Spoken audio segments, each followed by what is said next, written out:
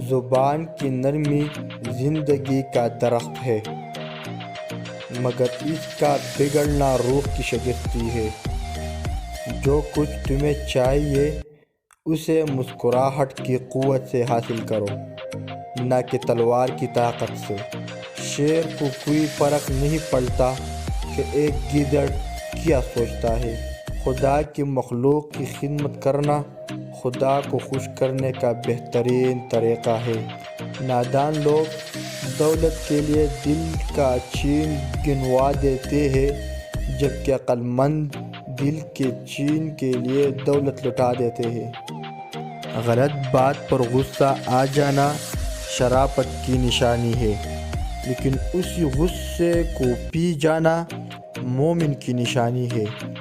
بڑا انسان وہ ہے جس کے محفل میں کوئی خود کو چھوٹا نہ سمجھے۔ اپنی زبان کو کسی کے عیبوں میں سے آلودہ نہ کرو، کیونکہ عیب تمہارے بھی ہے اور زبانیں دوسرے لوگوں کی بھی ہے۔ جب جسم موت کے لیے ہے تو اللہ کی راہ میں شہید ہونا سب سے بہتر ہے۔ یہ بہت آسان ہے، لیکن ہم اسے پیچیدہ بنانے پر تلے ہیں۔ لوگوں کی توقع پوری کرو، لیکن کسی سے کوئی توقع نہ رکھو۔ بے شک دیر تک سوچو، لیکن سوچنے کے بعد جو بھی فیصلہ اپنے دماغ میں کرو وہ اٹل ہو۔ نیکی کی ابتدا مشکل اور انجام خوش آئندہ ہوتا ہے، جبکہ بدی کا آغاز لذیذ اور انجام تلخ ہوتا ہے۔ یہ ہماری آنکھیں نہیں بلکہ دوسروں کی آنکھیں ہے جو ہمیں برباد کرتی ہے۔ اگر سوائے میرے تمام دنیا کے لوگ اندھے ہوتے تو میں کبھی عمدہ لباس اور خوشنما سامان کی پرواہ نہ کرتا۔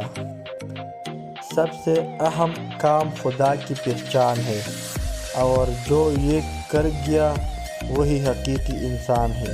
اپنے دشمن کو ہمیشہ معاف کر دو، یہ اس کو سب سے زیادہ اذیت دے گی۔ پیارے ویور، آپ کا ایک لفظ زخم بھی لگا سکتا ہے اور مرہم بھی بن سکتا ہے۔ اختیار آپ کے پاس ہے۔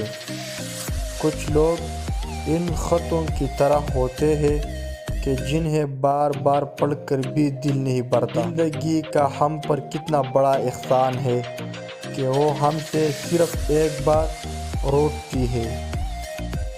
1000 قابل انسان مر جانے سے اتنے نقصان نہیں ہوتا جتنا ایک احمق کے صاحب اختیار ہو جانے سے ہوتا ہے۔